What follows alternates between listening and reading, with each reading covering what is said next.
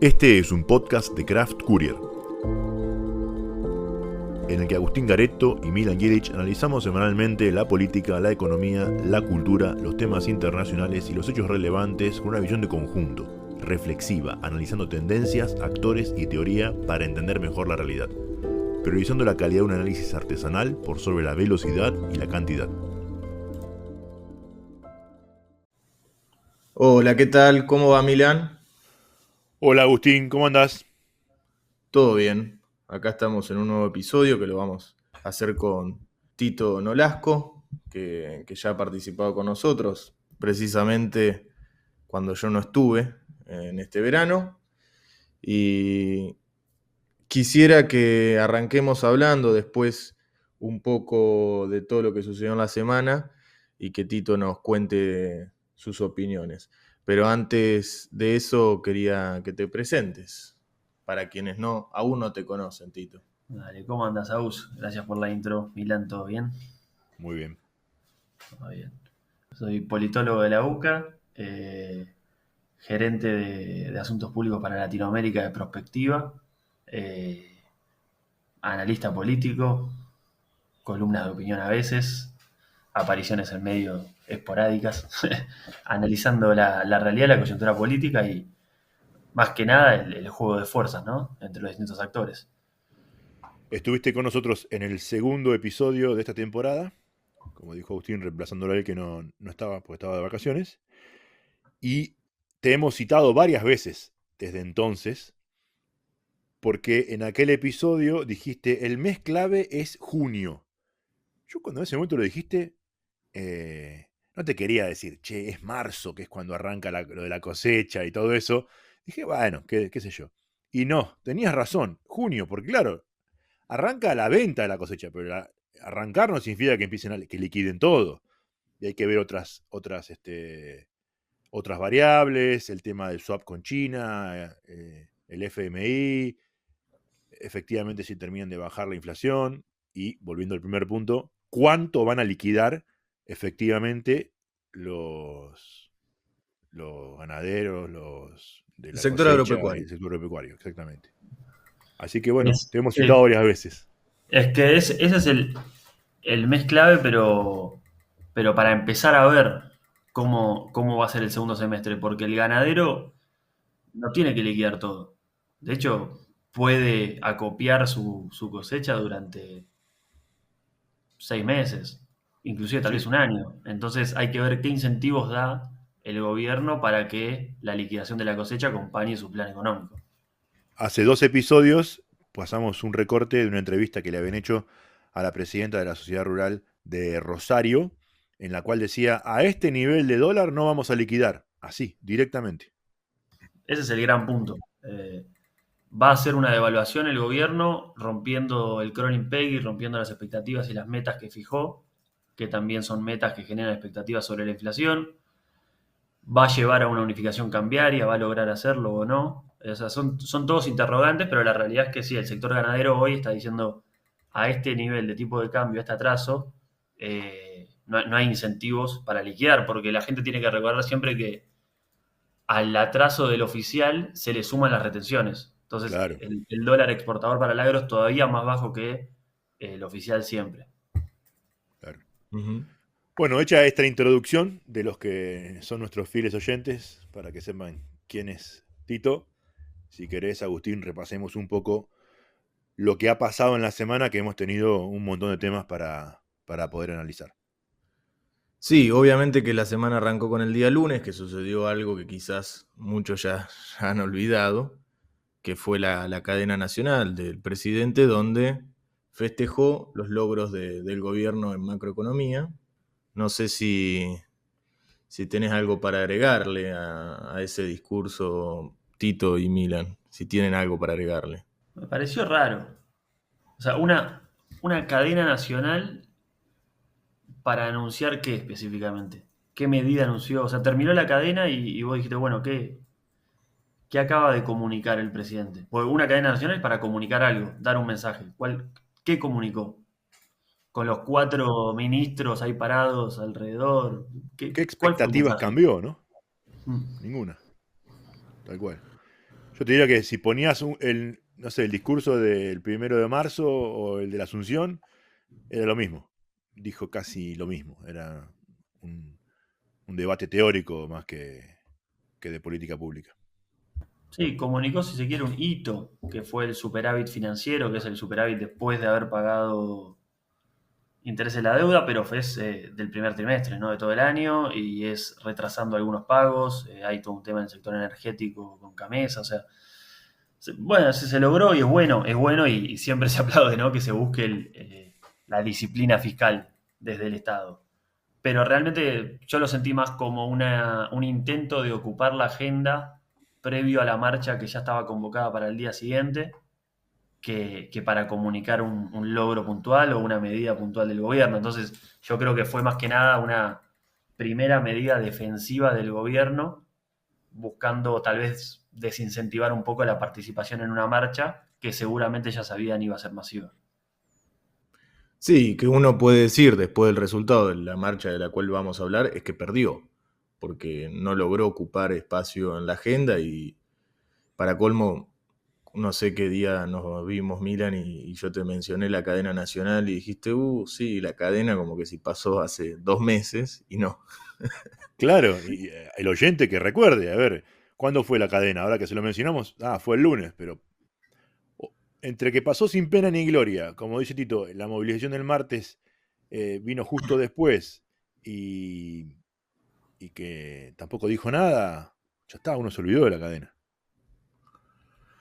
Y como contrapartida el martes, la marcha masiva, que estaría bueno hablar un poco de la marcha en sí, y acá cada uno obviamente puede dar su opinión. Una marcha que creo que en cierto punto tenía algo de genuino, ¿no? En algunos sectores, por lo menos de los sectores que no están organizados bajo un sindicato, un movimiento social, un partido político y demás. Me pareció algo similar, obviamente que no eran las mismas circunstancias, la misma coyuntura y demás, a esas marchas que se hacían en contra de las medidas sanitarias del gobierno. Que es más, uno ahí lo puede relacionar porque lo que decían desde Twitter, ya sea los perfiles oficiales de políticos o de políticos oficialistas, o los que usan, no sé, de trolls o qué sé yo, era como, bueno, la marcha fueron estos, ¿no? La casta, fue Lustó, fue Kicillof, etc. Y también en esas marchas anticuarentena había una oferta política ahí que era, bueno, los que capitalizaron eso eran Bullrich y Milei, ¿no? Entonces, en cierto punto, en todas las marchas aparecen un intento de capitalizar eso que obviamente excede a estos personajes como Jacobiti, Lustó, etc. Yo no sé si lo logran capitalizar en sí. Creería que no, fue más como un tren fantasma, ¿no? Y me gustó una declaración, no recuerdo quién la había dicho, que era como un taxi donde estos políticos se subieron. Pero bueno, después en sí la marcha creo que le pegó al gobierno bastante. Como que fue un límite el que le marcó cierto sector de la sociedad civil. Sí, a ver, para complementar ese análisis, Agus, primero sobre el punto que hablaste de, bueno, ¿qué político capitalizó esta marcha? Yo creo que ninguno claro. Es cierto que las marchas en su momento en contra de las medidas sanitarias durante el COVID, más que nada 2021, las capitalizaron muy bien Patricia Bullrich y Javier Milei. Yo creo que en esta marcha puntual no hubo ningún político o espacio que logró capitalizarla, también porque, bueno, estamos en otro contexto, en un contexto donde todavía el sistema de partidos se está reacomodando después de que haya ganado un outsider la presidencia, entonces los liderazgos están difusos, no está claro quién es el líder de cada partido, digamos. Entonces no veo un político que haya logrado capitalizar la marcha. Sí, lo que veo, o sea, y analizándola y pensándola también acá, bueno, como ustedes saben con Sami, que es politóloga, cuando pasan estas cosas podemos estar 2 días hablando de eso. Hay dos puntos tal vez que vimos que son muy, muy interesantes a mi entender. El primero es que es la primera marcha que los que participan no son todos de movimientos u organizaciones. Es decir, es la primera marcha que va gente de manera espontánea. Todas las marchas anteriores que hubieron, desde que asumió Milei hasta acá, en contra del gobierno, los que participaban iban enmarcados en alguna organización política o sindical o movimiento social o lo que fuere, pero iban movilizados. En esta se movilizó muchísima gente, probablemente muchísimos votantes de Milei en las elecciones del año pasado, y eso es lo que duele al gobierno. Porque si solo marchaba, como seguramente pase el miércoles que viene, 1 de mayo, la CGT y los movimientos sindicales, el gobierno puede insistir en su narrativa de los orcos, la casta, en contra de los argentinos de bien, y Milei como el líder que interpreta lo que necesitan los argentinos de bien y lucha contra los orcos y la casta, que es medio su narrativa de base en este gobierno, ¿no? Una narrativa de estructura muy populista. Entonces yo creo que le dolió al gobierno en primer lugar por esto, porque marcharon argentinos de bien dentro de su narrativa, ¿no? Es rarísimo decir argentinos de bien, porque quiere decir que hay argentinos de mal, y no creo eso, pero bueno, me estoy acoplando a los términos de la narrativa del gobierno. Eso por un lado. Y por el otro lado, es la primera vez que el gobierno pierde la agenda. Es la primera vez que le imponen un tema por sobre lo que venía pasando, que era que el gobierno lograba manejar la agenda pública, la agenda política muy bien, ¿no? O sea, la oposición y los medios venían hablando de los temas que el gobierno quería que hablen. Esta es la primera vez que, por fuerza y masividad, la oposición logra imponer un tema que incomoda y de una manera que incomoda al gobierno nacional en la agenda pública. Y todavía hoy estamos hablando de esto y seguramente la aparición de mañana de Cristina vuelva a tocar el tema y se machaque un poco más.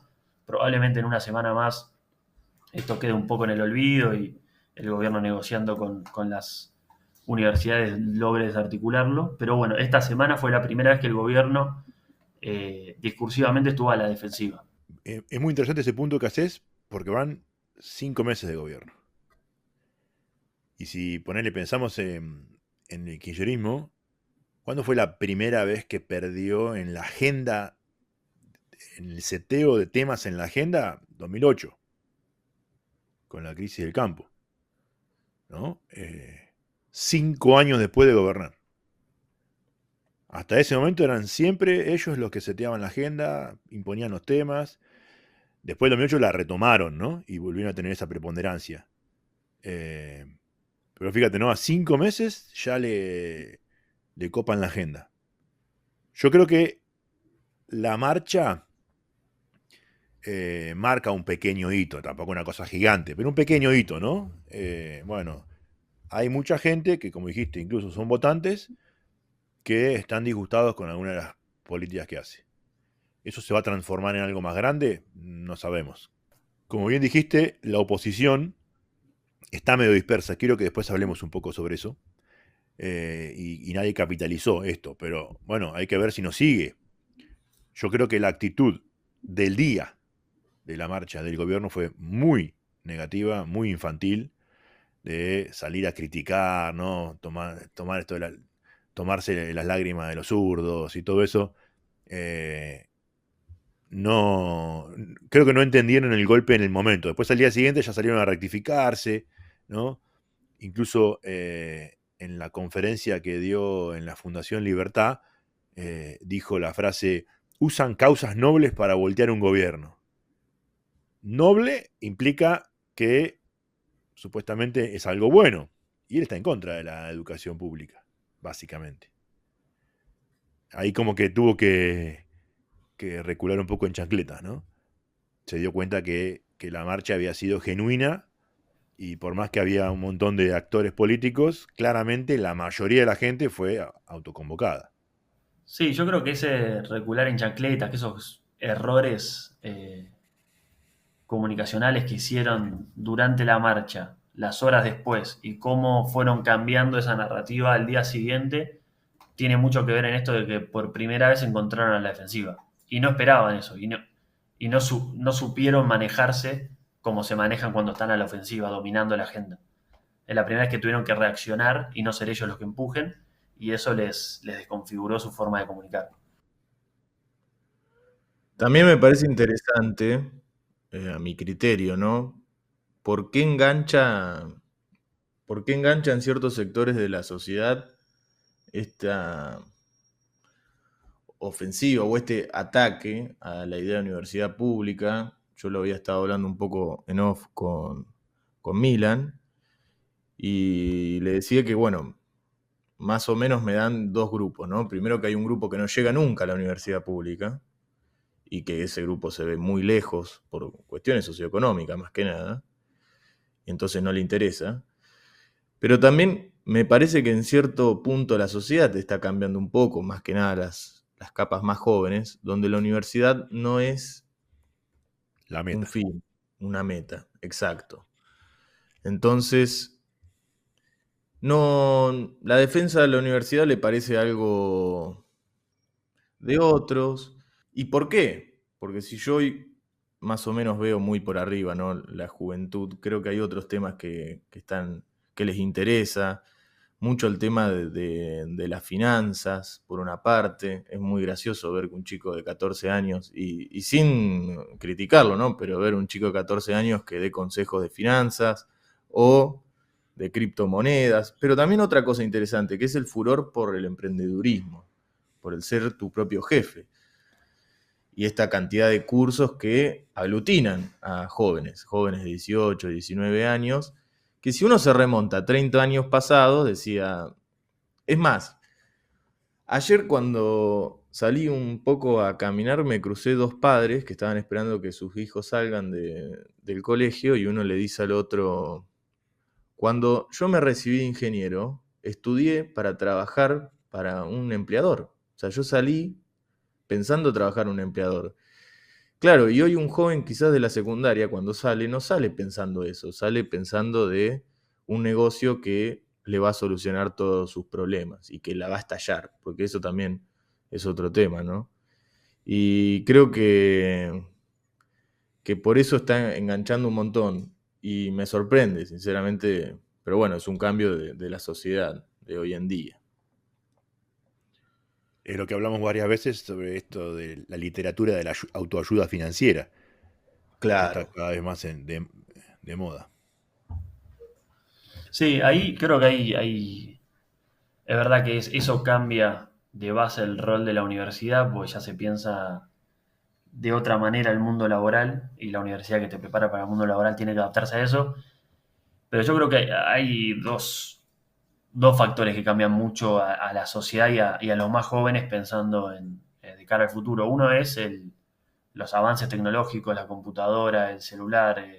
Hoy en día, no sé, hasta puedes ver un partido de fútbol con amigos, pero cada uno en su casa conectado y hablándose mientras lo ven. Hay un cambio en las relaciones sociales que lleva a una introspección, a una manera de laburar y de pensar más en soledad y con menos habilidad social, que eso acentuado por la pandemia, que la pandemia los que más afectó fueron a los más chicos que se perdieron años de colegio, años de fiesta de 15, viaje de egresados, primeros años de facultad, cambió o dejó una huella. O sea, yo creo realmente que los chicos que atravesaron la pandemia en edad escolar o primeros años de universidad cambió mucho la forma en que ellos se relacionaban con gente no 20 años más grande, tal vez 5 años más grande.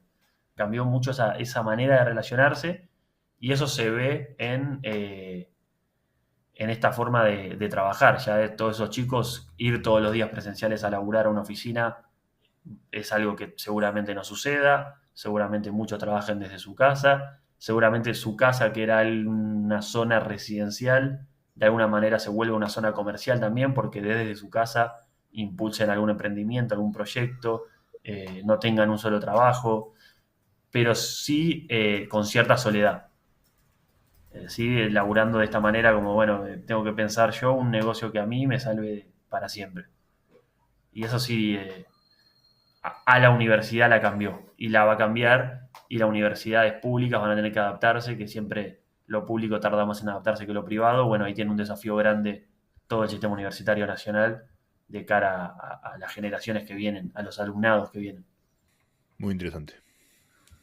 otro tema que también deriva de esto, que me sorprendió que lo habías mencionado, creo que vos, Milan, esto del Ari más de zurdo, esto de voltear un gobierno, que es el fantasma que agitaba siempre el kirchnerismo, que bueno, lo vamos a ver creo que en todas las futuras manifestaciones o cosas por el estilo.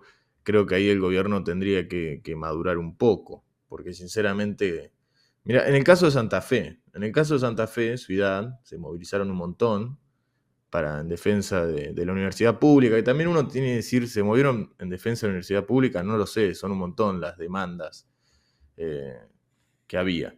Pero los grupos que se habían movilizado en Santa Fe no eran tan ajenos al gobierno. Creo que ahí hubo muchos votantes de Milei, más allá de que también hubo participación de sectores sindicales y etcétera. Creo que va a tener que rever eso, porque lo va a llevar a una situación muy, muy del pasado, al cual creo que no es buena. Y hablando con el tema del pasado, si hay algo que me llamó muchísimo la atención de Fundación Libertad, es la posición que tuvo el presidente Javier Milei con respecto a colegas suyos, a economistas, donde les faltó el respeto de una forma muy grosera, y también que lo habíamos mencionado en off, este tema de la lista negra, ¿no? Prohibir que dos economistas de renombre y un político de esos economistas Un diputado nacional. Sí. tal cual, se les prohibió entrar, que era Kachanowski y López Murphy. Justo López Murphy, que es uno de los pocos tipos que se pueden rescatar de la política argentina.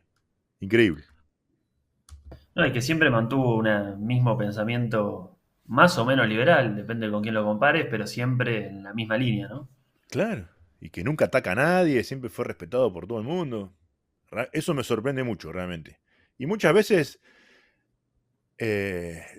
los enemigos hablan mucho de las personas a quien tienen a ese por enemigo, ¿no? Literal. Y estuvo, no sé si han podido ver que el discurso anterior al de Milei, la calle Pou, han estado varios, fueron los disertadores, pero el de la calle Pou fue algo como fantástico, a comparación, si uno hacía el contrapeso después con Milei, porque creo que podría haber sido categorizado dentro del mundo de las categorías de Milei de un zurdo. No, esto de la idea de Estado fuerte y de que tiene que estar metido, de apuntar al centro y la tolerancia política, eso es otra de las cosas que ha hablado la calle Pou. Y bueno, Uruguay nos puede dar cátedra de cómo aprendió con su sistema de partidos generar una convivencia política que le sirvió a Uruguay. Yo no escuché el discurso de la calle Pou, vi algunas notas que salieron al respecto y sí me pareció moderado, centrado y tal cual como decís, en línea con la cultura política uruguaya, ¿no? La del consenso, la del respeto. También la calle Pou está de salida ahora, ¿no?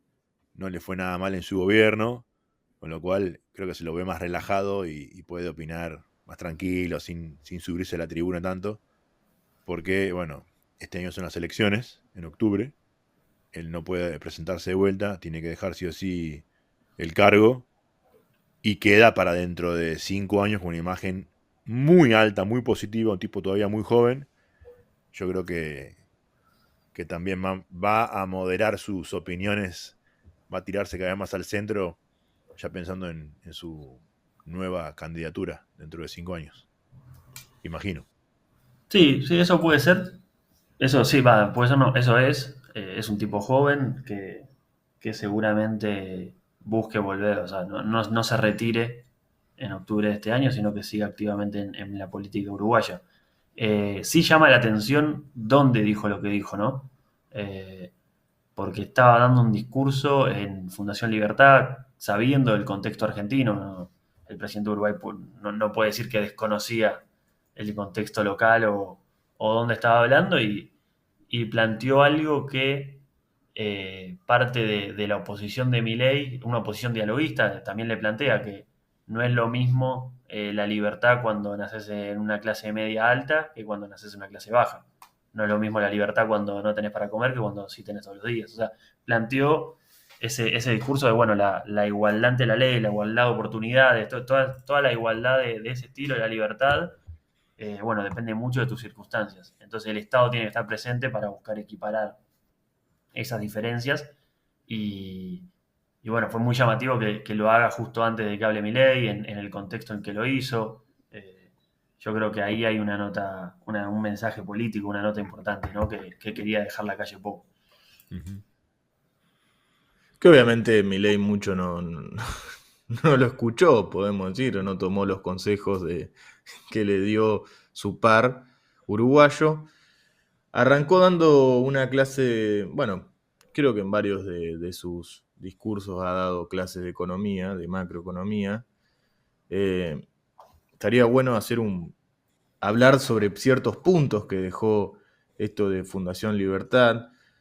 Me llamó mucho la atención, por ejemplo, algo que dijo bueno, también había sido sobre una burla. Me hablan de la cuestión de la matriz productiva. Y yo soy un libertario. Yo ahí no me meto, eso que lo hagan los privados. Me llamó la atención porque la cantidad de países que hay, creo que Irlanda también es uno que podría entrar ahí. Irlanda tiene una estrategia de desarrollo que parte desde la acción del gobierno y obviamente generar las condiciones para que luego los privados se desarrollen, pero que parte de la acción del gobierno que es fenomenal. Fenomenal de buena y fenomenal de cómo se mete el Estado en la creación de las oportunidades en la economía. Totalmente distinto a lo que plantea Milei. Totalmente distinto, pero la cantidad de países que hay se han desarrollado en los últimos 20 años, o 30, el gobierno ha tenido, o el Estado en general, no solamente el Poder Ejecutivo, depende del país, pero en general siempre ha tenido una presencia. Uno puede poner el ejemplo extremo de China, pero ya sabemos la naturaleza del gobierno chino, pero también hay un montón de países. Mencionaste Irlanda, Brasil, en cierta medida, también muchos países del sudeste asiático, la India, obviamente que tienen diferentes características a la nuestra, pero bueno, creo que eso fue una definición que me dejó perplejo, porque dije, bueno, entonces el único tema del cual va a hablar el gobierno nacional de acá hasta que termine su mandato va a ser de macroeconomía, y nada más que eso. Va a ser ese tema y la batalla cultural de él, que obviamente es una batalla cultural con ciertas características. Sí, yo ahí creo que una cosa es lo que dice y otra cosa es lo que hace, ¿no? Porque si bien dijo eso, ayer se firmó el dictamen de la ley base que presentó el gobierno y tiene un capítulo para hidrocarburos, modifica el tema de el RIGI, que es el régimen para grandes inversiones. Entonces, sí, por un lado dice que no se va a meter con la matriz productiva porque él es liberal y eso lo tienen que hacer los privados. Por otro lado, están haciendo cambios normativos de regulaciones y demás que tienen impacto en la matriz normativa, en la matriz productiva, lógicamente, ¿no? Entonces, es un poco y un poco, digamos. Si vos desregulás, aunque sea, o cambiás regulaciones de cualquier sector económico, estás afectando la matriz productiva, estás aumentando los incentivos para que vayan para un lado los recursos y al ser limitados no van a ir para otro. Entonces, yo creo que el gobierno sí, o sea, el presidente y Caputo principalmente van a hablar de macroeconomía, de los logros fiscales, de ese tipo de cosas e intentar hablar más de motosierra que de licuadora, cuando la licuadora está prendida y al palo, pero también van a modificar la matriz productiva en sus leyes. Y Melconian agregó la bicicleta, ¿no? Parte del programa es la bicicleta financiera de Toto. Me encantó, ¿no? Ahora es motosierra, licuadora y bicicleta a pleno. Sí, sí, es que bueno, lo que pasó con Melconian en la Fundación Libertad fue increíble. Sí. Fue realmente. Para el que no lo escuchó, lo imitó desde el atril, diciendo, acá había uno que decía que te invitaban a comer y no tenía ni fideo ni tuco. Me parece que había fideo y tuco, ahí, delante de él, porque estaba ahí en el mismo Sí. lugar. Esas cosas yo creo que no suman para nada, al contrario, que restan. El debate, el debate así ideológico y chabacano no tiene sentido. Si se quiere hablar sobre cosas en concreto, ahí sí. Sí, ayer hablaba con un diputado dialoguista, ¿no? Un diputado que está, no de la Libertad Avanza, pero está siendo muy dialoguista y negociador con la Libertad Avanza, él y su bloque, y nos decía que me dice, no entiendo eso, porque Milei debería estar disfrutando que logró el superávit fiscal, debería estar disfrutando eh, que bajó la inflación o está bajando la inflación. Y la imagen que da es que está enojado, como que está enojado que no el 100% de la población lo aplaude y él no debería importarle, debería sentarse ahí y decir, ¿qué te importa lo que digan los medios si el IPC te da 5 puntos abajo mes a mes? Disfrutá eso y listo, chao. Y comunicalo con alegría, no te metas a burlarte o atacar a periodistas u otros políticos, otros economistas, porque como vos decís, no suma. Y al no sumar, estás desperdiciando una oportunidad de comunicar positivamente logros concretos.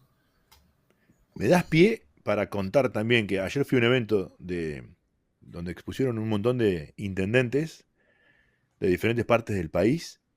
Y vos sabés que la característica de todos era exactamente esa, que comunicaban enojados, contando lo que habían hecho y que esto y que bajamos esto, cambiamos el otro y que el anterior nos dejó tal cosa, pero enojados.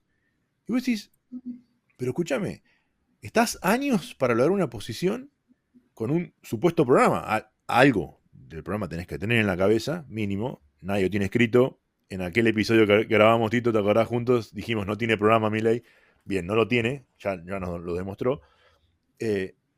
Pero estás ahí y tendrías que disfrutar, ¿no? Aplicar tus ideas. Si no, Aplicar tus ideas y que estén dando resultados según lo que vos esperabas. Porque correcto. hay que decirlo, uno va a decir, bueno, pero la desocupación, los problemas productivos, etcétera, eso no estaba en la cabeza de Caputo Milei cuando empezaron a implementar estas políticas. En su cabeza estaba la inflación y el superávit fiscal. Y lo están logrando, o sea, están logrando los objetivos que se cumplieron. Es como, no sé, un equipo que está primero o segundo en la tabla, pero está enojado porque, no sé, no todos los periodistas deportivos dicen que juegan bien, qué sé yo. Claro. Porque un Disfrutar, plateísta lo puteó. claro, sí, disfrutar el momento, que te está yendo bien en tus planes, en tu hoja de ruta. Coincido en eso, coincido. Sí, sí, sí. Entonces sí, lo de la Fundación Libertad la verdad fue llamativo y después yo vi un recorte que a mí lo que me hizo reír es que sea todo de un mismo discurso. Viste que eran 1 minuto y medio de momentos incómodos o graciosos del discurso de Milei en Fundación Libertad y duraba 1 minuto y pico ese recorte. Entonces era muy, muy incómodo de ver. Sí. A mí hay algo que me sorprendió, porque, bueno, habla un poco también de estas contradicciones teóricas que tiene él, ¿no? Cuando habló y explicó cómo ellos anclaron eh, el ancla monetaria, ¿no? El no emitir es una de las anclas monetarias y explicó, estuvo como 20 minutos explicando eso. Y después, así como al pasar, dijo, bueno, y hay otra forma de hacerlo, que es con el sistema de metas de inflación. Y es exactamente lo que hizo Prat Guy en el comienzo del gobierno de Macri, hasta que lo volaron a Prat Guy. Pero Milei lo critica como un socialista. Entonces, y criticó esas medidas de las metas de inflación. Inexplicable que ahora diga, no, eso también es una forma de anclaje monetario. O sea que Prat Guy no estaba tan equivocado, y de hecho, si recordamos, Prat Guy sacó el cepo a una semana de haber asumido y el dólar no se disparó, al contrario, bajó respecto del paralelo. Sí, ahí yo creo que se conecta mucho con lo que hablábamos al principio, ¿no? Porque no solo son las metas de inflación, sino es mantener el crawling peg constante como dijiste que iba a estar, hay, mantener, bueno, lograr el superávit e intentar mantener el superávit financiero, no el primario. Hay un par de medidas que no es solo las metas de inflación y por eso es qué va a pasar si el gobierno rompe alguna de esos esquemas, rompe el crawling peg para acelerar la devaluación y así tener un tipo de cambio más competitivo para que el agro, bueno, qué va a pasar en el mundo financiero y en el mundo de la economía en general si el gobierno rompe el crawling peg. Esas expectativas se van a disparar. El paso a la inflación, ¿cómo va a ser? O sea, hay muchos interrogantes ahí que yo creo que el más importante hoy en economía para el gobierno es, bueno, más allá de la recesión, ¿no? O sea, más allá de todos los líos que ya sabemos que hay, es cómo le damos al campo un tipo de cambio competitivo sin romper las expectativas que generamos sobre el ancla devaluatoria y otras anclas que ya tiramos. Y Sí. yo ahí sospecho que va a ser difícil que en junio o julio haya una devaluación tan grande sin romper las expectativas que ya generó el gobierno. Y ahí te agrego un punto que también lo mencionó él, que critica a todos los que le dicen que el dólar está atrasado, ¿no? Y entonces ahí hace toda una disquisición teórica de, bueno, respecto a cuál es el año base que se mide, etcétera, etcétera. Y dice, bueno, ¿dónde sacan eso de que está atrasado, no? Y lo dijimos, no sé si fue el episodio anterior, no, sino el otro, hace 2 episodios, hace 15 días, dijimos que eso el argentino lo olfatea. No hace falta ser un gran economista. Un argentino común que sabe que el café que toma acá es más caro que cuando lo compra en Madrid, o cuando compra zapatillas acá son más caras que si las compra en Paraguay, actúa de una manera muy tradicional. 2 cosas, o viaja y consume afuera o ahorra en dólares, en el paralelo, o en lo que sea. Punto. Y ahí tenés, no hace falta tener estadística muy avanzada, simplemente ser un argentino con algo de memoria. Y eso te demuestra que el dólar está atrasado, punto. Sí, sí, bueno, es que el dólar atrasado trae muchos problemas al plan del gobierno porque como hablábamos, junio es el mes donde se empieza a sentir la liquidación de la cosecha y la realidad es que si bien está un poco forzado a liquidar el agro argentino por los 2 malos años que pasaron. O sea, viene de 2 años muy malos y necesita cubrir deudas y necesita cubrir un montón de gastos de los 2 últimos años. Puede hacerlo liquidando el 50% de la cosecha. Claro. Y el otro 50% lo puede acopiar porque no tiene incentivos a liquidarlo. Va a liquidar lo que esté obligado a liquidar y eso puede no ser suficiente para lo que necesita el gobierno. Otro de los temas que ocurrieron en la semana es que obtuvo dictamen a favor el tratamiento de la ley Omnibus que comenzaría a sesionar el lunes que viene. Estamos hablando de una ley que quedó demasiado corta, lo de la ley Omnibus, porque considero, por suerte, que traccionó la política, ¿no? Y se dejó un poco de la pelea sin sentido. Sí, sí, hoy estaba leyendo que el capítulo laboral pasó, el de la segunda ley ómnibus, ¿no? El de presentado ahora de 53 artículos a 16. O sea, un recorte fuerte.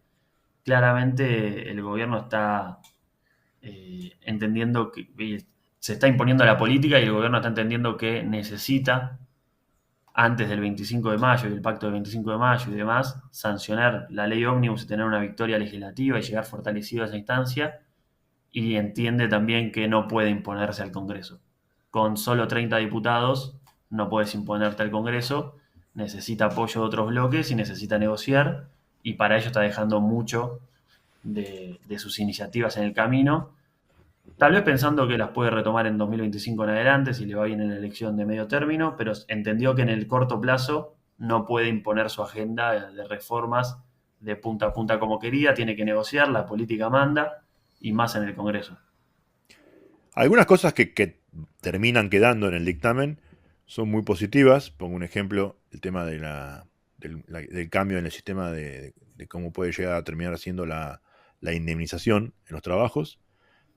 Como crear esta forma de ART, digámoslo así, para las indemnizaciones. Pero ¿vos creés que con esas cosas, aunque sean pocas, le alcanza como para llegar victorioso al 25 de mayo? ¿O llega medio golpeado y cascoteado? No, a ver, llega en peor situación de la que creía, porque en peor situación de la que creía en un principio del mandato cuando presenta la primera ley ómnibus, llega mejor que si no tuviese nada. Entendamos que si no sanciona esta ley, no tiene ninguna victoria legislativa en los primeros tal vez 6 meses de su mandato. Sí, de Entonces, hecho, es el presidente que con más tiempo que no obtuvo su primera ley en el Congreso, del 83 a la fecha. entonces eso se explica por el bajo número de legisladores propio que tiene y por cierto desprecio a la política que tienen desde el Ejecutivo Nacional, pero la realidad es que si sos presidente sos político y estás en el juego de la política y estás obligado a jugar ese juego en base a sus reglas. No te podés imponer el capítulo fiscal del DNU, el capítulo laboral del DNU, perdón, fiscal no puede haber en un DNU. El capítulo laboral del DNU cayó porque así son los controles constitucionales de la justicia, está bien que caiga y el laboral ahora en el Congreso quedó muy reducido, porque de vuelta, o sea, un presidente con tan pocos diputados o trata de imponerse, como intentó el gobierno y falla, y lo que puede hacer es prácticamente cerrar, entre comillas, el Congreso, no teniendo más iniciativa legislativa y quedando paralizado, o se sienta a negociar. Y en una negociación tiene que dejar en el camino muchas cosas que quería llevar adelante. Pero bueno, eso también es el juego de la democracia y el juego de la república, que es que por una elección puntual no puedas cambiar 180 grados el rumbo completo de tu país, ¿no? Son muchas elecciones en el tiempo, por lo menos 6 años, 3 ciclos electorales que necesitas para tener alguna mayoría en el Congreso. Y eso quiere decir que la sociedad, por un momento de enojo repentino o lo que fuere circunstancial, no cambie totalmente su rumbo, sino que tenga que construir consenso a lo largo del tiempo. Eso lo hemos marcado hace ya, creo que un mes y medio, cuando fue la elección de El Salvador, de Bukele, que se llevó el 90% de los legisladores en una sola elección, y hasta él se enorgullecía de decir, hemos pulverizado a la oposición. Bueno, ojo que no está tan bueno que pase en una sola elección, ¿no? Así que sí, el sistema argentino tiene esa salvaguarda ante, y retomo algo que dijiste, discurso narrativa populista en un momento, ¿no? Esa salvaguarda ante posibles populistas, como claramente es mi ley. Sí, es que está en la estructura. No le gusta que lo digamos, pero es realmente una Sí, estructura populista de poder. Sí. igual es raro que un político se diga que es populista, eso también es más que claro. Eso no sucede. Y me gustó algo que dijiste, bueno, estás en política, bancátela, que fue un poco lo que le dijo Carlos Rodríguez en la entrevista que le hicieron a La Nación. Al final él Sí, dice, sí, él se metió en política, que se la banque, que negocie. sí, sí, sí, es que ese, no sé, entrar a jugar un partido de fútbol y no quieras que te metan goles. Y no, hermano, defendé entonces. Y si querés meter goles, atacá. Y si te van a pegar patadas, te van a pegar patadas. ¿Qué va a pasar? Claro, tal Sí, cual. o sea, así funciona la política y está bien que así funcione porque ahí hay dos cosas. Primero, recordar que Bukele en su momento entró con militares al Congreso, ¿no? Así Sí. se hizo, así ganó su mayoría legislativa. Eso siempre está bueno tenerlo presente. Pero lo segundo es recordar, bueno, ¿cuándo funciona bien una democracia? Cuando el presidente puede sancionar todas las leyes que quiere o justamente cuando el presidente tiene frenos a su iniciativa de poder y tiene una oposición que le hace un contrapeso. La segunda. Bueno, la segunda, y yo creo realmente que es así, por eso escribí hace unas semanas una columna que se publicó en Perfil, que la titulé La democracia sigue en pie, pues más allá de todos estos vaivenes, todo este lío y todo, el sistema republicano y la democracia está funcionando como es esperable que funcione en Argentina. Vamos a dejar en los comentarios, en la descripción del episodio, vamos a dejar el link a tu nota. Dale. Y en esto de jugar a la política y estar metido en la política, y en relación con lo de la ley que pueda llegar a sancionarse, que le permite llegar un poco mejor, dijimos, al 25 de mayo, específicamente el pacto que él propone. ¿Cómo ves la salida de eso, de la concreción de eso, del resultado también de eso? Y necesita lograr, despreciando la política, que 23 gobernadores, el jefe de gobierno de la Ciudad de Buenos Aires, 24 gobernadores, se hagan presente en Córdoba para la foto institucional de que todos están apoyando o todos están dialogando por lo menos con este gobierno. Yo creo que si le preguntás a cualquier gobernador o cualquier político, te dice, mira, con el enumerado, los títulos del Pacto de Mayo, y estamos todos más o menos de acuerdo. El problema es cómo bajás a tierra esos títulos, ¿no? Defender la propiedad privada y no sé qué. Y sí, o sea, todos te van a decir que sí. Está en Todos la los Constitución. gobernadores. Claro, está en la Constitución, no es nada nuevo. Eh, yo creo que tal vez la del régimen de coparticipación, ahí alguno que otro te diga, bueno, vemos, lo hablamos y no pase nada, pero los 10 puntos, los 10 títulos que dijo Milei en su momento, sí, todos van a estar de acuerdo. La pelea está cuando bajás a, Claro. bueno, ¿cómo querés implementar esto? Quitando fondos fiduciarios, recortando acá, ¿cómo querés cambiar la coparticipación? Una provincia que se va a ver perjudicada con ese cambio no lo va a votar. Entonces, bueno, esos son los debates. Ahora, pero ¿Y crees? imaginemos Córdoba, 25 de mayo, la foto de familia, todos los 25, ¿no? Los 24 Y gobernadores yo de no creo que Milei. estén todos. Pero poner que consiga 15, Sí, como 10, es un 15. montón. Es mucho, sí.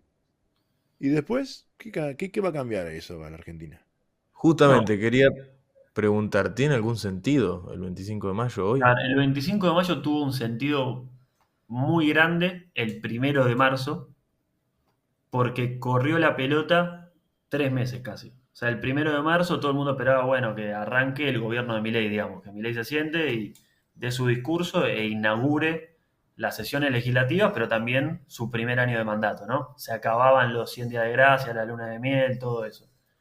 Con lo del 25 de mayo corrió esa pelota.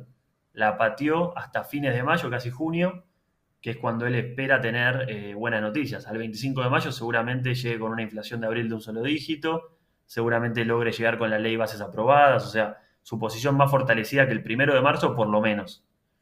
Entonces el 25 de mayo ya lo que logró fue correr esa línea de inicio y ganar tiempo en que su programa económico empieza a tener algunos resultados favorables para mostrar. Y después puede, o sea, para adelante puede no cambiar nada realmente, puede ser una declaración de intenciones que a mediano plazo no cambie mucho, pero sí va a mostrar, yo creo que va a primar ahí todo lo que es el simbolismo, ¿no? Lograr que los gobernadores acompañen o no, lograr que los gobernadores se saquen una foto con el presidente, que hablen de determinados temas, o sea, hay un simbolismo detrás de esta batalla cultural, del cambio en, en los temas que habla la sociedad, que lo puede lograr. Ahora, para lograr algo puntualmente, necesitas una ley, necesitas una regulación, necesitas que pase por el Congreso, y eso es otro tema, ¿no? Perfecto. Muy claro, muy claro. En un momento hablamos de la oposición, ¿no? Y de cómo, dije, bueno, hablemos al final sobre el tema de la oposición. El sábado Cristina viene a Quilmes, digo viene porque los que nos ¿A tu escuchan casa? saben que vivo Con en tu pago, la Quilmes. A mi recibís, casa no viene, no, mi casa no viene. ¿no? Viene a Quilmes. Eh, a inaugurar un polideportivo que fue reinaugurado, no sé, como 10 veces ya, hasta Martiniano Molina en un momento inauguró algo de ese microestadio. ¿Se Que queda en el usa? ¿Quién juega ahí? ¿Quién lo usa? Contanos un Mira, poco queda de dentro del polideportivo donde yo hacía gimnasia con el colegio, que está al lado de la cancha de Quilmes. Lo usan todos los colegios para hacer actividad física. Tienes una pista de atletismo, está muy bien. Bueno, entonces estás agradecido a Mayra y Cristina. No, viene, yo tenía 15 años cuando iba ahí, así que Martiniano, No, Cristina no había y quién Mayra era estaban otra presidente. cosa. Sí. Claro. Era presidente, no sé, ¿qué? ¿De No, la no lo Rúa? digas, te vendés, ¿eh? No, de la Rúa no. ¿Quién era presidente en aquel momento? Era Menem. En el 95, 4. Era Menem. En fin, bueno, está ahí adentro y es verdad que han hecho muchas mejoras en diferentes gobiernos municipales del polideportivo y este microestadio, cada uno le agregó un pedacito, así que no es que venía a inaugurar algo nuevo. Más allá de eso, bueno, va a reaparecer supuestamente, pero más allá de Cristina, o hablando también de Cristina, quería preguntarte cómo ves a la oposición en su reorganización post victoria de Milei. Eh, Mi visión es que la oposición está casi que en un curso natural de un sistema de partido después que gane un outsider. O sea, teníamos dos grandes coaliciones que sobre ellas se ordenaban todos los partidos políticos y toda la política argentina. Ganó uno que se metió por el medio, rompió, y lo que pasó es que estallaron las dos coaliciones. O sea, una ya estalló, que es Juntos por el Cambio, y la otra, que es el peronismo, está reordenándose. Y digo que está en su curso natural, porque así como las elecciones desordenan, como pasó el año pasado, que desordenó el sistema de partidos, las elecciones ordenan, como seguramente pase el año que viene, que de cara a las elecciones los partidos políticos se vayan ordenando, ¿no? Y, y ahí tenemos tal vez dos opciones claras. Una es que se ordenen de cara a la elección, que el peronismo diga, bueno, muchachos, si vamos separados, estamos en el horno, vamos todos juntos, hagamos una suerte interna, veamos, resolvamos quién mide más en las encuestas, veamos lo que sea, pero vayamos todos encalumnados detrás de uno, que eso es más simple, porque al ser una elección de medio término, cada distrito vota. Entonces, bueno, donde tenés un gobernador peronista, todos se encolumnan detrás de él, donde no, vean cómo resuelven, pero que haya una sola lista de unidad. No es una sola lista de unidad nacional, que eso sería mucho más difícil de lograr. Y que Juntos por el Cambio hay que ver cómo se comporta, si lee que la elección es una especie de plebiscito a Milei, intentará acercarse, intentará, ex Juntos por el Cambio, ¿no? La UCR intentará, se partirá y algunas irán con el peronismo y otros, o sea, tendremos dos núcleos de vuelta, la elección ordenará a que tengamos dos opciones para elegir, plebiscitaria sí, no, Milei, o la otra opción es que eso no suceda y que no se ordenen los partidos políticos de cara a la elección, sino que la elección los ordene y tengamos una atomización y la UCR vaya por su lado y CCARI por el otro y el PRO por el otro, y la Libertad Avanza por el otro, y el peronismo más kirchnerista tenga su propia lista y el PJ tradicional tenga la otra, y así se ordene según quien gane. Y si gana el PJ tradicional, que el kirchnerismo Maduro otra vez en columna detrás de él. Si la UCR y CCARI logran un caudal bajísimo de votos, bueno, se encolumnarán o se reacomodarán detrás de los que sacaron, los partidos que sacaron más votos. Entonces, yo creo que estamos en un momento de mucha confusión y de reordenamiento dentro de cada partido y cada espacio de oposición, que es el pivot sobre el que todos están trabajando es el gobierno de Milei. Algunos se están acercando más al gobierno de Milei, otros se están alejando más, pero se está generando, si quieres, una nueva grieta, entre comillas, ¿no? En base a más cerca, más lejos de Milei, y que la oposición está en ese sentido muy atomizada, todavía sin un rumbo claro, y que se terminará de ordenar a esta altura del año que viene, poquito más adelante, en base a las elecciones. Este año, para mí, vamos a seguir teniendo una oposición que con el tiempo vaya encontrando su lugar, cada espacio, pero que va a seguir desordenada y va a seguir buscando el liderazgo. Que el liderazgo te lo dan los votos y los votos se dan en una elección. Igual me gustaron los dos escenarios que presentaste porque, por ejemplo, en el segundo, en el de atomización, todos sabemos que en cualquier elección donde hay muchos candidatos se termina dispersando mucho el voto. Naturalmente, en especial siendo de medio término. Ese escenario a Milei le va a dar pocos votos para su espacio. Depende porque si el gobierno, o sea, el plan del gobierno es llegar a las elecciones del año que viene con una macroeconomía ya ordenada y una micro ya rebotando. Entonces, si vos tenés una atomización, pero tenés el plan del gobierno económico funciona, la gente está contenta con cómo va funcionando la economía y cómo se está recuperando, tal vez se atomice el voto de la oposición, del no oficialismo, pero todo el 30-40% que esté contento vote al oficialismo. Y recordemos que Milei no pone en juego nada en esta elección, pone en juego solamente 2 diputados de la capital federal. O sea que, correcto, aún haciendo una pésima elección, su caudal legislativo va a crecer. Sí, pero el otro, el primero de los dos, me parece mucho más alentador para el gobierno.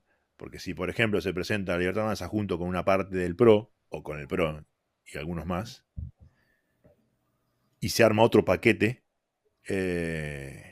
opositor global, digamos, creo que ahí por la matemática de cómo funciona el DONT y demás, puede llegar a darle un poco más de escaños Sí, por el porcentaje ahí que obtenga. se puede acercar mucho más al sumar otras fuerzas, se puede acercar mucho más al quórum, por un lado, Claro. y por el otro, eso le facilitaría un poco las cosas a Milei en el armado de listas.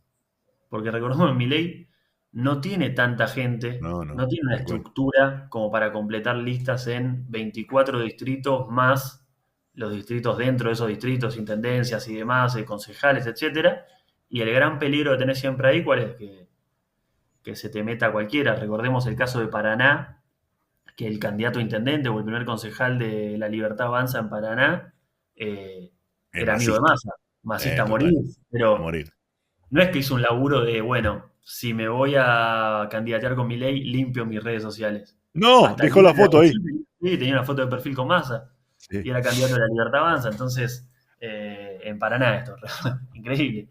Entonces, tu peligro de tener que llenar listas, pero no tener gente para llenar esas listas, es que se te meta cualquiera y que después no tengas disciplina partidaria, entonces tal vez tenés 100 legisladores, pero que cada uno vota lo que quiere, entonces no tenés 100 legisladores. ¿Qué es lo que le pasa en la legislatura de la Ahora. provincia de Buenos Aires, por ejemplo? No, y lo que le pasa en el Congreso Nacional ahora. Tuvieron un lío ahí tremendo con la designación De de Pagano. la presidencia de juicio político, Sí. que encima esa comisión suele ser medio decorada, porque generalmente los presidentes no tienen riesgo de juicio político. En el caso de Milei en particular, tiene riesgo cierto de juicio político. Sí, sí, Entonces, sí. hermano, ahí pone a tu mejor defensor.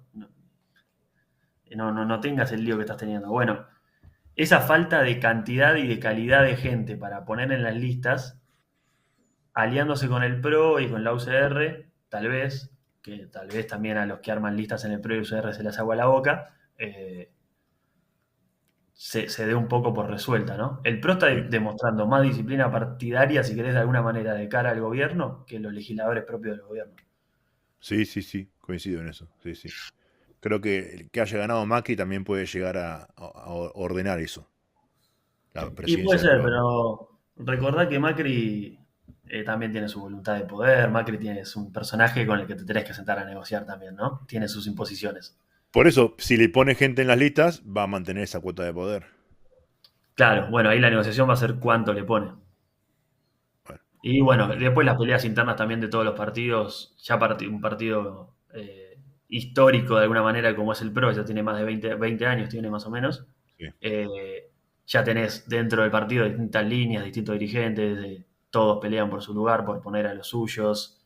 Entonces, bueno, yo creo que está en ese proceso de, bueno, quién tiene más peso, quién tiene más poder, cada partido individualmente, internamente, pero que se va a terminar de ordenar todo el año que viene. Y si el gobierno hace una muy buena elección, o una buena elección con buenos aliados, yo creo que el periodo 2025-2027 podemos ver reformas más profundas, ¿no? Ya con la macro ordenada y con una mayoría propia o casi mayoría en el Congreso, yo esperaría ver una especie de reformas 2.0. Una de las conclusiones que me quedó de todo es que de acá al 2025 vamos a estar en una campaña constante, entonces. Eso siempre. Eso siempre. Bueno, Y vamos a estar- más que nada, o sea, que estén luchando por el poder quiere decir que hay un vacío de poder, ¿no? Entonces Sí, tenés tipos que vos pensabas retirados, como Moreno, que desde el llano está intentando posicionarse en el peronismo. Tenés a Grabois, que te puede gustar más o menos Grabois, pero así como dijimos que López Murphy siempre fue fiel a su línea, Grabois siempre fue también fiel a su línea, es un tipo coherente con su vida y su discurso, Y y sacó un también está montón de intentando, votos. sacó un montón de votos, casi lo mismo que Larreta, increíble. Sí, Sin y es verdad, billetera. son datos, no es una apreciación. Eh, no, sacó la mitad de los de Larreta, pero con un cienavo del presupuesto en campaña. Sí. Y bueno, está intentando posicionarse en el peronismo, que claramente es una nueva corriente en el peronismo más progresista que el peronismo más histórico no le gusta, y entonces en el peronismo más histórico tenés a Quintela en La Rioja también intentando, o sea, tenés varios intentando que ven su oportunidad. Dicen, tuvimos 20 años de una hegemonía dentro del peronismo, se rompió, y ahora hasta es el momento de buscar nuevos líderes. El peronismo es un movimiento verticalista, necesita tener líderes. Kicillof ahí tiene un desafío muy grande, porque si bien hoy es el mejor posicionado institucionalmente en cuanto a presupuesto, en donde está, o sea, es el gobernador de la provincia más importante, por algo ningún gobernador de la provincia llega a ser presidente. Ser gobernador de la provincia es muy desgastante, es muy difícil. Kicillof encima tiene el desafío de que no es cámpora, pero tampoco no es no cámpora. O sea, no es Es un de la blend. cámpora del kirchnerismo, pero tampoco es del peronismo tradicional, bancado por los gobernadores, del sindicalismo, etc. Está en el medio, que le sirvió muchísimo tiempo, pero hoy en día puede ser un desafío en esta búsqueda de nueva identidad. Y después, bueno, tenemos, si querés seguimos hablando de la UCR, que tiene Uf, también un un lío lío ahí. Ahí sí tremendo. vas a tener una campaña, una micro campaña por la UCR, ¿no? Pero una campaña tremenda de posicionamiento. Tenés en el Congreso tenés algunos líderes, en el gobierno tenés a Petri, que sigue siendo de la Ujú. UCR, tenés, bueno, Lustó, Jacobiti, El gobernador de de Corrientes. Loredo, varios intentos de caciques ahí posicionándose. Hay que ver algunos históricos tipo Negri, si ya se siente retirado o vuelve a la carga. Eh, la UCR sí tiene un lindo desafío ahí. Más que nada porque si estás enojado con Milei el año que viene, votás al peronismo. Y si estás contento con Milei, votás al PRO o a la Libertad Avanza. ¿Dónde queda la UCR? ¿Dónde se va a parar? Bueno, probablemente se pare localmente, ¿no? Corrientes, Mendoza, Santa Fe, Jujuy. Bien, No pero haga una En elección. Ciudad de Buenos Aires, donde siempre más o menos disputó, ¿qué va a hacer? En Provincia de Buenos Aires, que mete una barbaridad de legisladores, ¿qué va Y a lo hacer? tiene a Santoro en la ciudad. No, yo creo que el que tiene el desafío más grande es la UCR, porque además de los conflictos internos, tiene que definir su posicionamiento partidario ahora. Y eso es un desafío enorme. Siempre dijimos con Agustín que este tiempo iba a ser convulsionado, pero muy, muy entretenido para analizar y mirar. Eh, Tenemos de todo para ver qué pasa en los 24/7. próximos. ¿Cómo? 24/7. Sí, sí, para ver qué pasa en los próximos días, semanas, meses. Y bueno, hemos analizado una semana en la que pasaron un montón de cosas. Y bueno, estaremos atentos a ver qué pasa de las que mencionamos en los próximos días, en las próximas semanas. Tito, muchas gracias por haber A participado ustedes, con nosotros siempre un hoy. gusto. Y nos estaremos viendo en algún otro episodio próximo. ¿Viste? Te dijimos que te íbamos a invitar para charlar los tres. Acá estamos. A mí me encanta decir que estamos virtual, pero podríamos estar entre esto, tomándose unos mates o una birra, hablando de política. Qué más lindo. Vamos a volver a hacerlo. Buenísimo. Gracias a los dos por estar acá y nos vemos el próximo viernes, Milan. Así es, hasta la semana que viene.